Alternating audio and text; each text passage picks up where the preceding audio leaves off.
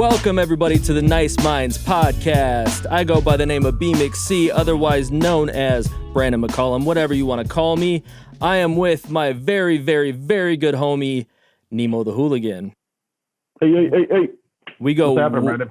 way back in the day. I want to say like 2002? Yeah, I believe that is right, because it was before that we graduated high school, so that was about 2002. 2003? Yeah. No, it was probably 2001. Really? Yep. So it was right after I moved to Grove then. Because we had math class together. That's right. Was that late 2001 or was that? I think so, yeah. Crazy. And you were like, hey man, I'm like, what? I'm like, I heard you would DJ. Yeah. I remember I was all awkward because you were a sophomore. I was, it probably would have been like late 2001 then. That's crazy. Yeah, I think that's what it was, yeah. You were a sophomore, I was a junior, and I remember your buddy Scott used to always talk about you when I worked at Alligators and was like, you got to get with my friend Nick. And I didn't put two and two together that you were my neighbor until like later on. And we had math, and I don't remember when it was, but I mean, it had to have been like, I kept looking, I'm like, that's that DJ dude. That's that DJ dude. And I'm like, I want to get to know a DJ. I don't know any DJs. And so, yeah, I remember I sat by you and I had my lyric notebook with me for some reason. And I was like, yo, here's your DJ. I'm a rapper. Yeah, that's like verbatim how that went. That is exactly how that happened. Exactly. That's crazy. And then we didn't even really kick it for a little while until it was like after a talent show, or it was like one of the cool gather, like a spirit thing or whatever. But you did a rap and you had like shiny, all the shiny on. gear. Yeah, you look like Puffy and fucking 98. Yeah, that was ridiculous. But I mean, basically, we got our start at the exact same time with you DJing. And so when did you start DJing? Well, I started trying to make beats with like Fruity Loops and this other like bootleg ass like music sequencer thing on the home computer back when you had a computer room in your house. And I would sit there and I had a record player, and I didn't know how to sample into the computer without having an interface and a console and all the recording gear. So I had a microphone and I taped it to a computer speaker, or one of the speakers that the record would play through, and that's how I would try to sample stuff. Is I would record it off of the microphone taped to the speaker, and it was just like a little condenser mic, like a little clip-on thing, so everything sounded like shit. But that was kind of where it started, was that. And then once I realized how terrible I was at that, I got into DJing. So that's crazy. I started doing all that when I was like 11, 12, and then 13 was when I got my first set of turntables. That's crazy. Didn't I, and because I tried to buy some turntables at one point, they were hand-me-downs, but weren't they hand-me-downs of hand-me-downs? Didn't you sell your turntables to Adam and then Adam sold them to me? Is that how that worked? I think that was it. Yeah. Either that or he had the exact same pair as I did. Yeah, they were really shitty belt drive. I can't remember. Yeah. Yeah, they were terrible. They were terrible. And I tried. I mean, I probably messed around with that for like months, and I just never got it. And I was just like, fuck it, whatever. Yeah. I mean, it was impossible because back then there wasn't like YouTube. There wasn't YouTube videos to just be like, oh, how do I do this? And sit down and do it. I would just sit on my floor, cross-legged, and I had like 5 records. How do I like that sound. Wow, I'm really not good at this at all, but this is fun. What's that? What's this do? It's crazy because I've been talking to a lot of people that are around our age, and everybody that's in their 30s, we all got our start in like really rudimentary ways. Like we all just had to make do with what we had, because we didn't have the technology that the kids have now and that I have now. And it's crazy. I have like all the technology now at my fingertips that I ever dreamed of having. Dude, I mean, tutorial videos, like, tutorial videos. Yeah, tutorial videos. the ability to sample anything quickly and manipulate sound in the way I want to, even the ability to take vocals off of a beat. Like I know how to do that now too. Like that. Oh yeah, sure. I dreamed just of make instrumentals and shit. Yeah, just make instrumentals and or just vocal tracks or whatever. And I dreamed of some of the capabilities that we have. The kids don't realize how good they have it, man. It's crazy. No. It's crazy. And like we've talked about how many times in the same vein, it was like kids promoting now. Like we were out standing in front of venues at bar close or around bar close, like, oh, we're gonna hit up around, Five Corners Music Saloon before bar close, and then drive over to First Ave, and then stand outside of First Ave, and like you're trying to hit these spots and drop flyers and go to Cheapo when it was still there in the record shops, and it's like now it's just share, pay for advertising. Yep. Like I'm just like sitting on my couch, like, I'm getting her done. Yep, exactly. It's so crazy. It's crazy. And I was trying to think, because I know that in my old album, Mr. Nice Guy, I claimed that you were, I was the first one that you ever DJ'd for, but that's not true. I know it was probably Capacity, right? No. Because where I got my name, the group that we were in high school, the Homeless Hooligans. Oh, that's right. Were they the first ones Yeah.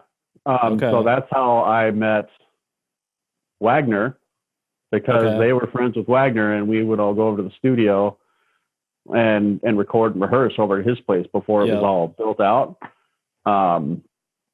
And that's where that began.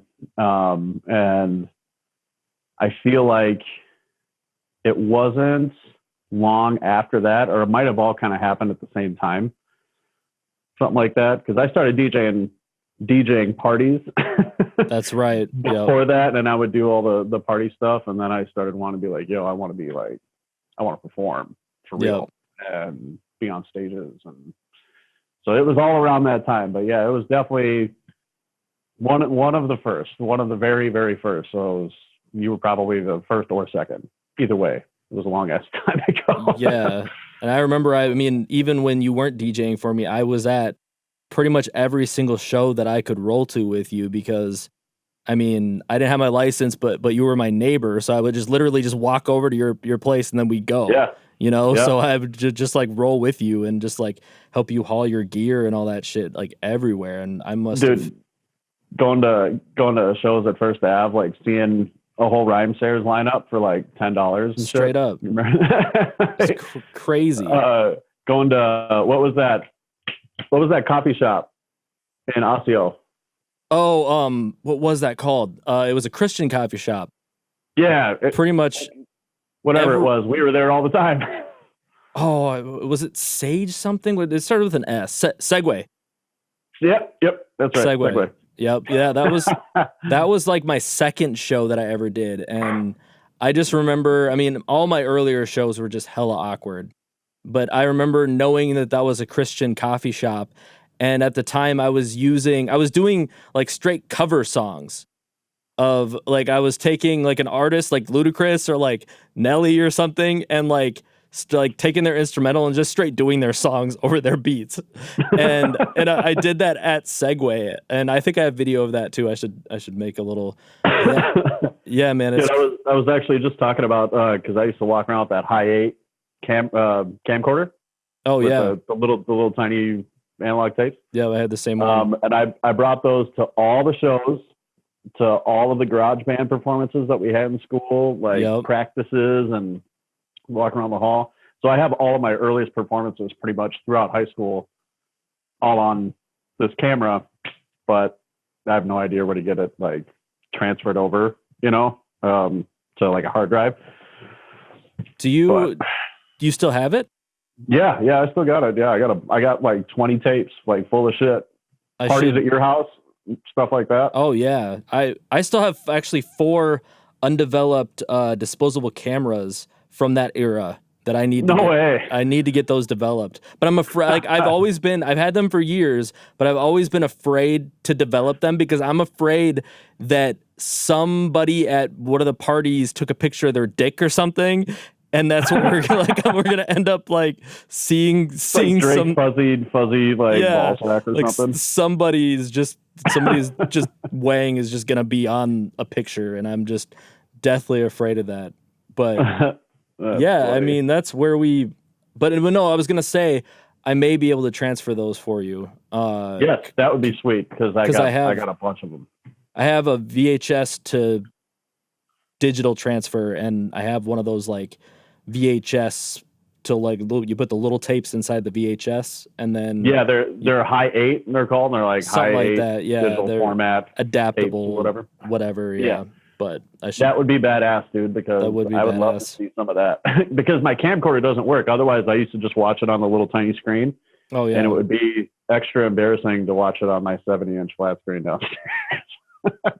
That's fun. I mean, that's one of the reasons why I wanted to get you on here and get Mingy on here. I would love for like a lot of that old footage to come out of us, like, you know, just fucking around, jamming and stuff. Oh man, yes, yeah, that'd be super cool. Definitely need that to happen. So I mean, you've DJ'd for like everybody locally. I mean, that I can think of. I mean, and who are some of like the big names that you've opened for? Thus, like. Can you remember?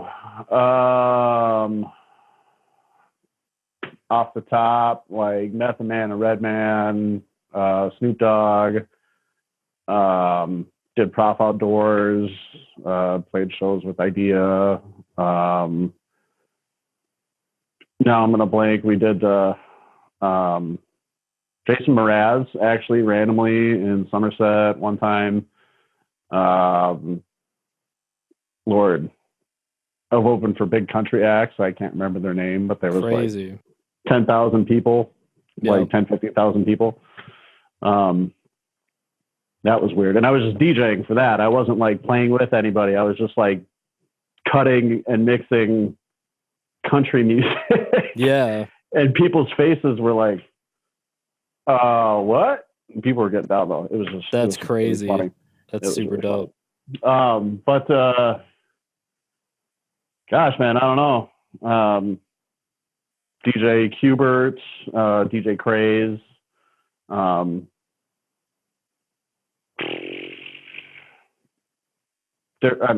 There's a lot. Randomly shared a stage with dudes from House of Pain, Everlast. He got up on stage. Crazy. And rocked a few songs with us, like just jamming when I was in PB and the Jam. Got open for Lizzo, DJ'd for Lizzo. Some of her first shows when she moved here. Yep, that's crazy. Yeah, talk about that a little bit. Because I know Lizzo came here. Did she come here strictly for music? Because I was just talking to somebody last night about that. Did she come here just because she had music connections, or was it for some other reason? You know, I don't really know. We only really spoke at shows, and generally she was always like on the go when we were at shows. Oh, okay. And we crossed paths obviously and would talk, but it was just kind of like, hey man, you're here, can you DJ for me? Like, yeah, cool. Like girl party, and you guys are fucking dope, and you're dope, right? And like, yeah, let's do it. So that happened a number of times, and she was always great, was a super cool person. So yeah. And that's the thing about this music scene is it's so tight knit that everybody's got a Lizzo story, everybody's got a Prince story, everybody's got a Rhyme Sayer, Slug, whatever story. Like it's just such a tight knit community like that. So that's really dope. So when I mean, you DJ'd for a lot, like every local act, a lot of major acts and stuff. And when did you start? Because you're in a crew called Slipmats, and you're also part of Generation Now as well. So when did you start doing that? And I know that's kind of taken you, like, made a career for you, basically. Yeah, pre-COVID. Pre-COVID, right. Pre-COVID, we'll get to that. A career. Yeah. Well, it was like doing all the shows and being in bands and touring around and doing all it was great. It was super fun. But like the money versus all of the time, all of the free shows, all of the man, getting paid and dumping it right back into the it's van, hard, the practice space, merch, albums, recording, and then like splitting up between how many people. It's just like shit. Yeah. Like I am like this doing what I've done. I've like ruined relationships because it's not conducive to a healthy like Oh, no doubt. romantic relationship. It just isn't. Yep. And so that was something that factored into it as well. But I got to do the things that I wanted to do without having to leave town, and I would do it by myself. And I was starting to make good money doing it. Yeah. So, you know, and that was why I was like, well, shit, I love it. I'm decent at it. At least I think I'm okay at it. And people are paying me to do it. So it's like, that's it. And that's just what I started doing. That's super dope. Yeah. And yeah, I mean, Slipmats Radio was born out of me being busy with bookings. Like Slipmats Radio was a radio show, streaming online radio show, and then it just became like between me and DJ Elsewhere and Juke, DJ, I was getting these gigs and I was like, fuck man, I'm already like double booked, or sometimes there was like 3 shows in a night. Do you want to do this? And oh yeah, I'll do that. And then it just became like, you get a show, you get a show, you get a show. Yeah. Everybody gets shows. And then I would actually actively go out and look for gigs, bar gigs, residencies, just trying to get booked for stuff. And then it became like grew into this 18, 19 person collective of DJs. Wow. Is that how many people there are now? Yeah. Yep. Wow. That's super dope. And I mean, there was points pre-COVID where on a Friday, Saturday night, we would have, 6 DJs out working gigs in a night, so it was like all over town. That's crazy. That's dope. Yeah, I didn't realize there was that many people, and I didn't realize you guys were that cohesive as a unit and, shared gigs and did that. That's super cool. I wouldn't say cohesive, but we did our best to make it happen. Right. And then that was similar to my story with Nice Entertainment. I mean, it was very much like we were a unit, but at the same time, sometimes it wasn't as cohesive as I would have liked it to be. But it's hard, man. It's even hard. with similar mindsets and goals, it's still hard to make shit happen, Exactly. And so Generation Now as well. I mean, that's how you got like the Timberwolves gigs and the Vikings gigs and stuff like that, right? Yep. Super Bowl gigs. Did a ton of Super Bowl gigs with them. But that is Nick Dirks owns that, Matt Mardigan. And love that guy. And he's done a lot of great things for a lot of people, put a lot of food on people's plates. And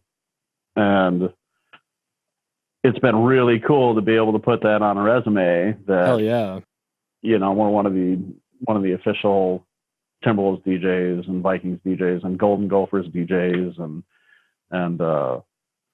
we do the Twins as well. I've only done like two gigs with the Twins, but it's the MLS, the Major League Soccer, Minnesota United. Yeah. We do everything there.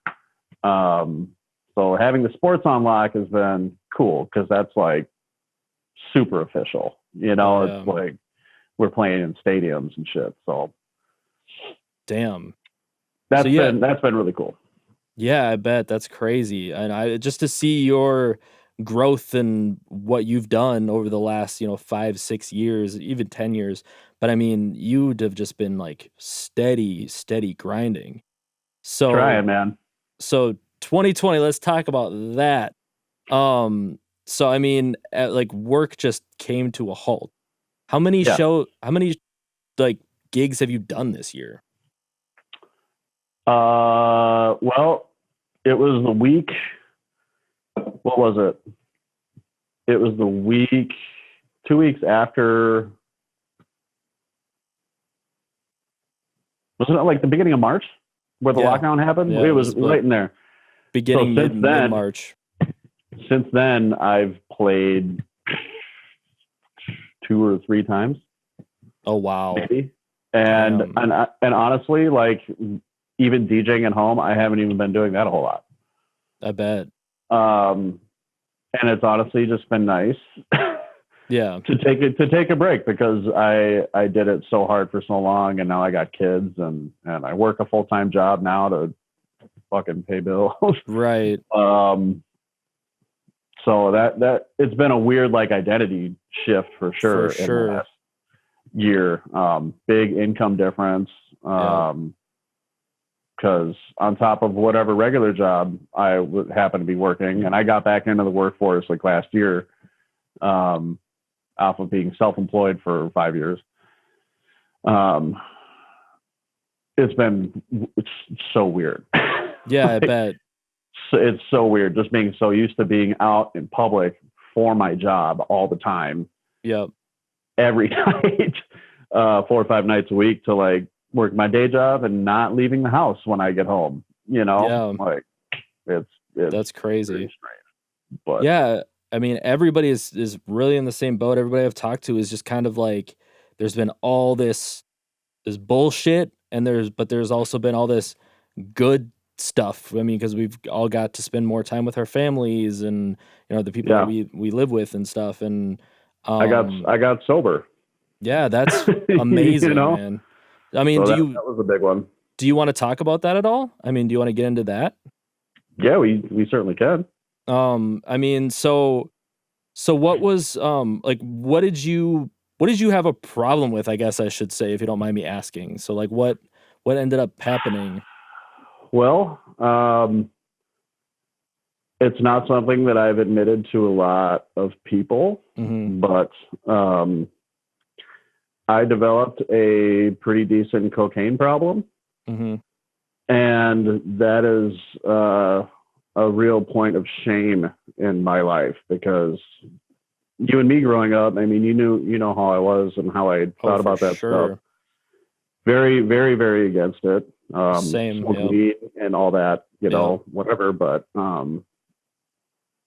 you don't wake up planning to be an addict. Yeah. Like I'm not like, and now I look at people, I'm like, well, he certainly didn't mean to become a heroin junkie. He certainly didn't plan on being a crackhead.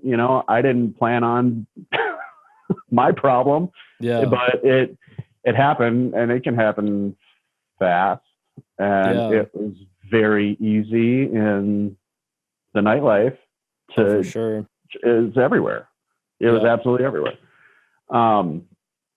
I certainly wasn't as bad as some, but for me, it was like, I gotta be done. I gotta be out of this. Like I got real responsibilities, and I have so much going for me. And luckily I've been able to quit things fairly easily.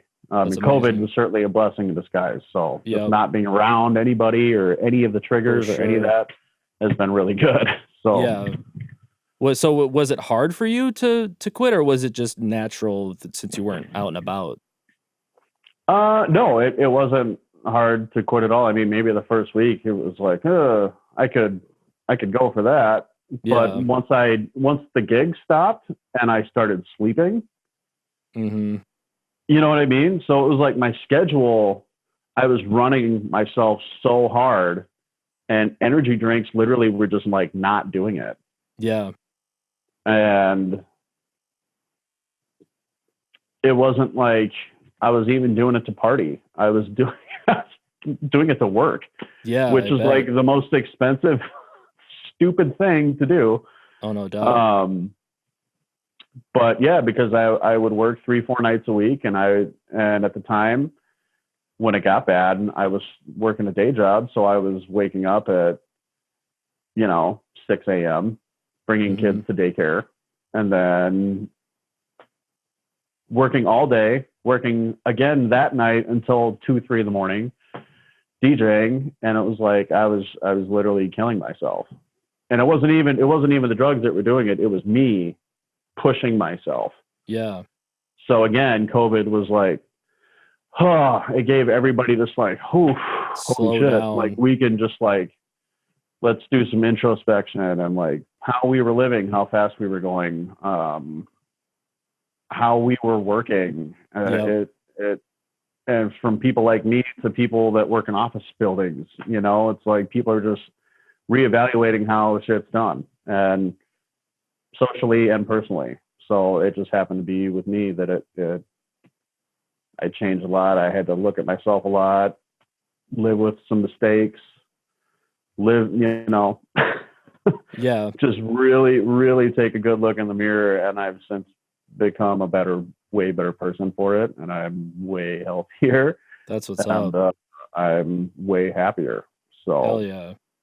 You know, man, I'm happy. I would encourage anybody that has had a hard time to, you know, try to be better for yourself. Yeah, for real. It's crazy. It's interesting to think about. I think about all of my problems and my issues, and I'm like I've literally thought this to myself, how the fuck did I never develop a drug problem? Like, with everything that I have gone through and been through mentally, I'm like, how the fuck, like, mentally and personally, I'm like, how the fuck did I never turn to drugs? Like, it's crazy. But everybody, I think I was so afraid. Never really did anything. No, like I smoked weed. I drank a little bit. And you know, I think I did shroom stems once when we were back in the day but just just the stems, not even like caps or anything. I was just always so afraid. Like, I not only was I like afraid of like how they would make me feel, but I was afraid of addiction. Like, cause you know, I smoked cigarettes. Like, I mean, I was addicted to cigarettes for 8 years, and I remember trying to quit like 5 to 10 times before I even quit those, and how hard that was. And that just was always like my thing, where I can't try anything else. Like, I can't try anything else that's addictive. I mean, I would love to try acid. I would love to try, you know, psychedelics and stuff like that. But yeah, I've just always been too afraid of what like what would happen, I guess. Yeah. So and that's definitely valid fears. I'm certainly not afraid of psychedelics. I mean, the amount of people that were dying off of cocaine and heroin and fentanyl, fentanyl that was ending up in stuff killing people. For real. That was another big thing. And it's like, fentanyl isn't in weed. They're not putting fentanyl in LSD, you know? So, I get the fear for sure. Yeah. There's a good reason to fear, things like cocaine. Right. Exactly. Cause it's like, oh, it's cool until it's like, you know, it's not. I guess it's the only way to like, wow, this is such a party, until it's like, my life sucks. Yeah, exactly. You know, and then it's like, holy shit, I'm too deep into like screwing myself. But it's been really crazy working through all of that, and a pandemic, and for sure, career shift, and like all of this. It's just been like, oh my God, what's next? For real. I mean, it's like, with me, I mean, I don't know how many times I'm probably going to tell this story on this podcast, but I mean, you know, my mom got cancer. I was like literally by her side for a year straight, plus that. Then I went back to IPR for like 6 months, and then she went to the hospital for like 50 something days. So it was like nonstop, like school, hospital, and my whole bag of stuff got stolen. My car completely like deteriorated as I was driving it, and just went up in smoke. And it was just all these things back to back to back. And then at the end of last year, I got sick for like 4 months of like this weird stomach bug, which was just crazy. And then so that didn't end until a year ago in December. And then 3 months later, COVID, boom. Like, I think about my life in the last couple of years, and I'm like, what the fuck? Like, what just happened? Yeah, man. And it's not like the January 1st, it's all going to be over with, but like, right. If you could just chill like a little bit Yep. for like a little while, that would be awesome. Right, exactly. Yeah. If life can just like stay chill for a bit, that would be sweet. But yeah, man, it's a lot, man. And definitely the last, I don't know, 5 or so years, I've really, maybe a little bit more than that, but I've really become empathetic to addiction and stuff like that. You know, when I think about my own life and the people that I know and the people that I love and care about, I think about back in the day when I, you know, because I wasn't doing drugs or this and that, I was so judgmental with like people that had, you know, that were doing coke and were doing that and that. And I I just had to learn empathy for that stuff. And I think the world needs empathy for people with addiction problems, and mental health is so I mean it's so I mean just kind of thrown under the rug, you know, Yeah. and you know people are so judged for their addictions and their mental health that it's just it's ridiculous as a society. It's looked at it in a through a criminal lens before Yep. it is a mental or a social health issue, Yep. which and a physical health issue. So it's criminality before anything else, which is Right. like you're removing the humanity out of it and just looking at like, well, that's illegal and that's bad and you're a bad person. Yeah. You know, and it's like that's not how that works at all. Right. It's not how I'm that not works a at bad all. person. At least I don't think so. I mean, I've made mistakes for sure, but do I deserve to be punished severely in a jail cell Hell for no. extended periods of time? Like, Hell I no. don't think so. Yeah. You know, and I don't think, you know, so and so on the corner that's been having a rough go and Yeah. can't keep a needle out of their arm is that much different. They've done things that they clearly regret, and it's holding that shit over people's heads. I never thought was right. So Yeah, it's trash for real. I yeah. agree. I Um, highly agree. and I know I made comments in the past like, how do you, you know, how can you do that to yourself? And then it's like, oh, that's how you do it to yourself. Yeah. Yeah. That was easy. Yeah. That didn't take, it just came out of nowhere. Then I'm like, oh my God, why do I have a problem? Yep. You know? Goes back to, like I said, like really what I've been thinking about is like, how have I never had a drug problem? I mean, because in the last 2 years, my mental state has gone from hell and back, like so many times. Like, I mean, from the lowest of low. It's like how did I get I think about like mentally, like how did I get through some of the dark times that I've seen and you know witnessed and you know just been through. So I mean, yeah, man, I'm proud of you for getting through this year sober and you know with the outlook that you have and stuff like that because I know how times have been rough and I know what rough times are, you know. So Yeah, man, I man, appreciate that. It's been you a loud ride. yeah, hell yeah. You've always been somebody that I've really, you know, even though you're younger than me, but you and Mingy are two dudes that I've always really just looked up to and like admired and your hustle and your like ambition and your creativity and just the way you are with people and just humanity in general. I've just always really admired you guys. And Oh, well, thank you, man. because I remember, I mean, even back in the day, like 2005, I remember the deep conversations we'd have at my house parties and, you know, The the world. world. That's like the inside joke that we have, like the world. And we, World. you know, when you think about that was 15 years ago, and like really now is like the worst. And we like it was nothing compared to what it is now. Like nothing. No. Like I remember hating George Bush so bad, and now I see Yep. him, and I'm like, God, you're just the cutest, aren't you? He's a cuddly painter, a cuddly like artsy painter. Like, And he's pretty good. He's yeah, pretty good at yeah, painting, which exactly. is like hilarious to me, and I don't know why it's so funny. Like, It's just man had a hard time stringing a sentence together, but that fucker can paint. and he's a war criminal, but he can really paint. No, ignore all that stuff. He can paint well. Exactly, man. Oh man. But yeah, Funny. man, It's been some years, man, but you're somebody who I've just, like I said, like I've always appreciated you. I've always appreciated the person that you are and your talents, and I just wish you nothing but success. And thank you for being a homie, man.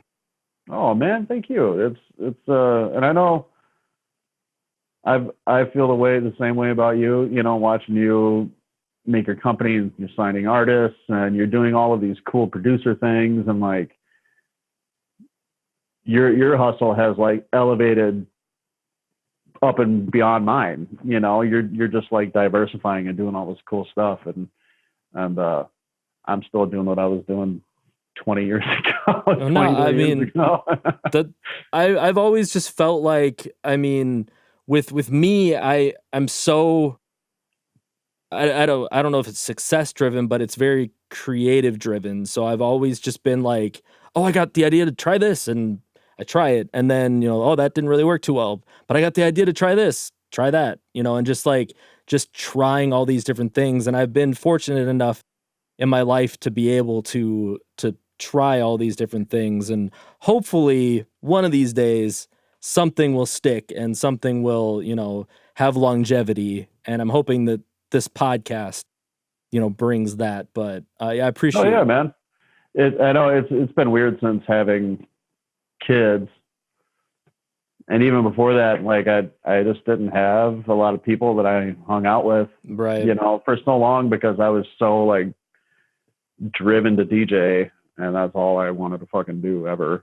For real. And then I did that, and now I'm kind of on the other side of it. Like, wow, I should have hung out with more friends, and I should have kind of stopped and smelled the roses a little more, and I should have, hindsight's 2020, but it's like, man, it would have been cool to, hang out more, and I did that to myself, and like past relationships and everything. So yeah, same with me, man. Like I'm always like, man, I freaking miss Nimo, and like, but I was always so busy with my stuff, especially in the last like decade, ever since like I started NGE and went to school and all this stuff. And it just comes with being older and having responsibilities and, grinding.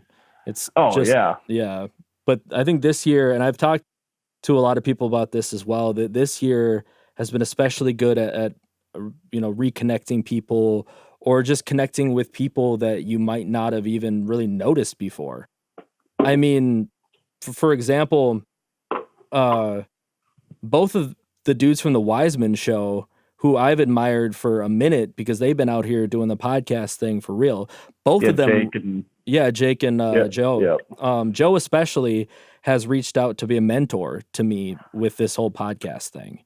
And Jake reached out to me to like be on here, and they're both going to be on here. And like Joe, even like I did a test run of this with Joe like a couple weeks ago. And I mean, before this year, I feel like that wouldn't have happened. Like, I just feel like everybody would have been so busy, or, things like shows would have been happening, and, people would have been in more studios, and people just would have been album release parties, all that stuff. And yeah, I do feel like this year has just really made people stop and just kind of look around and, kind of take notice of things that they might not have noticed, or, reach out to old friends and stuff. And yeah, I guess I didn't go into this with you, which I've been going into this with everybody. And of course there's a big question mark, but what do you see coming up after 2020, especially like in the music industry? What do you think? Nothing in the near future. As far as like live events, I just don't see much happening at all. I'm hopeful, and maybe I shouldn't say I'm hopeful. I just contradicted myself, but I'm kind of like assuming the worst, and if it's going to be good, then it's like, dope. Like I can go back to work. I've been able to get back hosting some trivia events, and then it was like, and I did 2 of those, and the government shut down again. And then it's like, get scheduled to do something, and we shut down again. No indoor dining. It's like, all right, well, that takes away half my work that I could be doing, and then the other half is doing nightclubs and everything else. So it's like, shit. Yeah, it sucks because I mean, there's just this huge question mark. But I definitely see after this, as far as like the local scene goes, I do feel like I mean, because people have been shouting like let's unite, unity, this and that. I feel like that is inevitably gonna happen after all this. Like I feel like as a music community and as like a network, we're gonna be so tight knit after this because everybody's had time to just like really like dive in and like weed out all the bullshit, weed out all the fakes, and That is one thing that I've definitely thought of a lot about, is like, especially in the DJ world, because it became so accessible yep, so quickly for so many people, and it's gonna root out all of the people that didn't have longevity, or they were just like in it for Instagram likes or to be at a party and to feel fucking cool. And it's like, no, dude, I came up doing this because I genuinely really love right, making people dance, and that's what I want to do, and that's all I wanted to do. Yep. And like, and I think a lot of those people have been like, well, maybe this isn't for me. There's no entertainment industry or service industry really, for that matter. So it's like, what am I going to do? Yeah. Go back to your basement and go back to working, doing whatever job you were doing, and stay out of our way. Exactly. Yeah. In my opinion. Yep. But and yeah, God bless them for trying. Yeah. I want people to get involved in DJing, but it's like, man, if you're out here undercutting people that have kids real. And are paying their bills, like, we're not cool. Yeah, exactly. Yeah, I mean, and I definitely got into this for, kind of the same reasons. I started Nice Entertainment to connect with people and to help people and to help people's careers. And that's what I feel like I want this podcast to be. I want it to be a platform. I want it to be something where people can, hope, like, by people watching this, people who are not familiar with The Hooligan. Oh, Ella! Ella! Ella! I just had to do that quick. The OG. The OG. Anyway. Yeah, man. I think that this year is going to it's a necessary purging of emotions and things, and yeah, it's gonna be really interesting to see what the upcoming years, what the last half of my 30s are gonna be. And like, I'm really interested to see again kind of who's left standing. Yeah. As far as DJs, artists, studios, because I know several people that had studio spaces that are just like, we're not using this anymore. Sure. We have to fucking get rid of our studio. Yeah. Who's going to stick around, and then who's going to come up after? Yeah. Like, who's going to walk into the rubble and be like, all right, we're going to rebuild this shit. And hopefully it's a lot of people helping each other rebuild, and we're, as a unit. I just hope that this year just brings about, empathy and kindness and, people coming together to help each other and community and all that. There's gotta be a different way to do things, and a friend, Christina Martinez,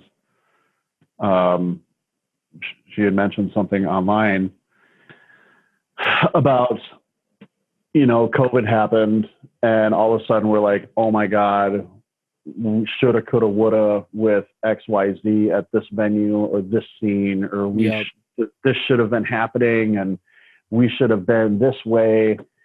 We should have been improving and lifting each other. And it's like, yeah, well, why weren't you doing that the whole time? Yeah. And that was one of the problems I had in a lot of the DJing scenes, I guess. And that's another reason Slipmats Radio was born, because it was like, fuck that ego shit. We just want dope turntablists, like dope DJs, cool people with good ideas. And that's all that matters. It doesn't matter what kind of music you play. It doesn't matter who books you or whatever, or what facility you're inside. It's just about music and working together and being friends and having fun. Hell yeah. So that's what's up. Yeah. I know that when shows do come back, people are going to be packing them venues, man. So man, I don't No, yeah, you're right. I mean, yeah, people are I gonna don't be know. scared, yeah. But I'm Like saying, with what we do, especially, like, are you gonna go up to say you're single? Sorry, Becky. Say you're single, and you're up in the club, and you got like 3 shots, 4 shots tequila, and you're like, oh, that girl's cute. I'm gonna try to. Oh, wait a minute, COVID. Like, and I'm gonna dance back here. Like, you know what I yeah, mean? Like, people are we gonna be God, dancing with masks? yeah, Are we gonna be like, how does it work? It's like right now, it's like real footloose. No one can dance. No yeah, one can be like fucking near each other. for It's just real. is weird. It's so strange. Yeah, is it gonna Um, take like a majority of people to be vaccinated and then that's gonna, or is it just gonna be closed for like 2 like years? Like, that's what I mean. It's like how is this going to move forward? How are we as a scene, music scene, entertainment industry, how are we going to come up with plans to move forward with a possible new normal? How are we going to deal with face masks and distancing and realistically a virus that is going to be with us seasonally or yearly, like the flu? right. This might just be something now moving forward that we have to worry about until a cure comes along. Yeah. So that's the other part of it. It's like, so we get vaccinated. Are we going to have to do it again and again and again and again? And are people still going to be dying from being exposed in public? Or like, Yeah, that's crazy. Yeah, I mean, you're definitely that. bringing up all these different sides to it that I didn't even like fully grasp and think of either. Damn. It sucks, man, because the policymakers, nobody fucking knows what to do. No one Yeah, knows what. nobody. Every state's different. Counties are different. Cities are different. Every Handling it individual, different. every individual is different. I mean, I literally like I have been to a outdoor wedding. The next day after that outdoor wedding, I sat outside at a patio, and then me and Becky went over to your house once. Yeah, But for other than breakfast. that, like, I mean, because I'm still working my day job, it's work and Yeah, home. straight up. Like, straight up, that's all I've been doing. And so that's why another of the many reasons why I started this, because I just love reconnecting with people and talking to people. But yeah, man, there's just this huge question mark. It's crazy, but I do definitely feel like it's going to be up to us to rebuild. Like, I feel like it's going to be up to people like us to kind of set a new standard, a new, because you, for example, like, people listen to you. I mean, it may not be like a They lot of, should. but like, but I'm just saying people trust your opinion. They trust, is that Serena? Yes. Hey, Hi, Serena. Serena. Brandon says hi. Hey, Brandon. Hi, Brandon. No, you're okay. um, Yeah. All right. Anyway. but yeah, I mean, people like I didn't realize that how much of an influence that I have on like the small community that I have or whatever.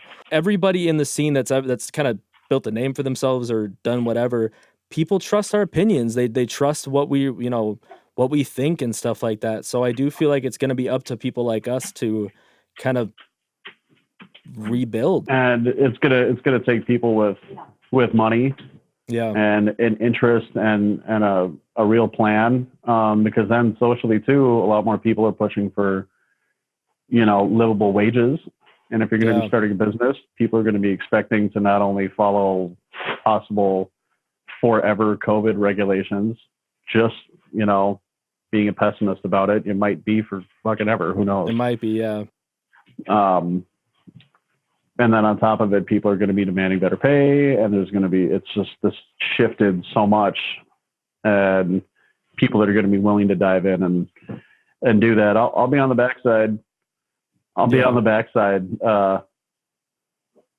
just playing music if somebody needs me to, I guess, because I don't know if I have any answers or anything to it. Well, yeah, it's so and big and same complicated. here, but yeah, I'm just saying, like, some changes are gonna happen, and I do feel like, since you and I have our pulse on what's going on and stuff.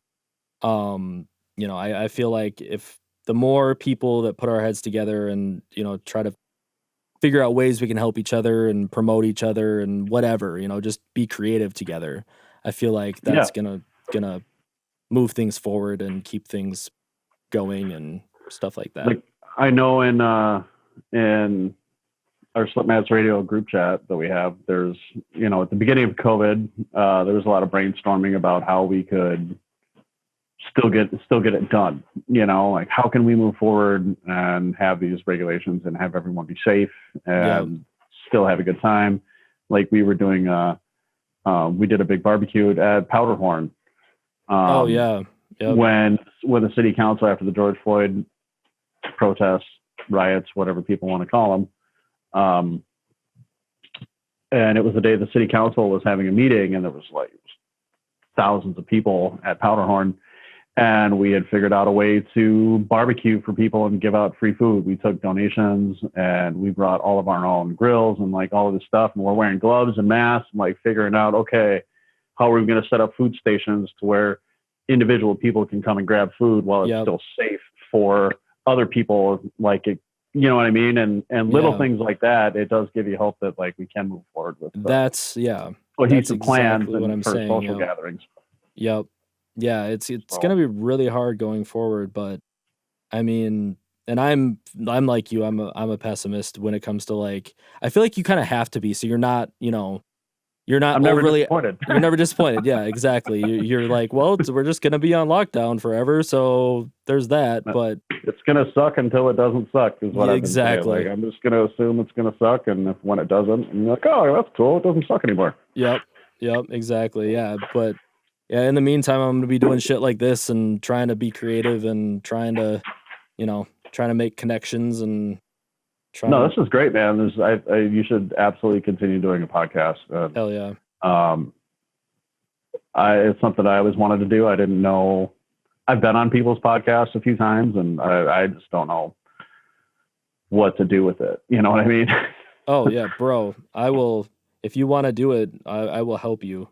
I mean, just let me know what you need to know, what you want to do, when you want to get started, man. Because I want to see that. Like, I feel like you especially would be somebody that I would want to listen to for an hour or two. So that's a long time to listen to me. No, it's not, bro. No, it's not. If I can, doesn't even want to listen to me for an hour. If I can do it, I feel like you could do it, but better. But man, I will let you get back to the rest of your evening, man. I really appreciate you coming on here and bullshitting with me and talking about 2020 and life and your career and your journey. And I appreciate you, fam. Of course, man. Love you. Thanks for having me. Love you, man. I'll talk to you soon. Serena says goodbye. Oh, peace out, Serena. Talk to y'all soon. Bye. All right. Peace.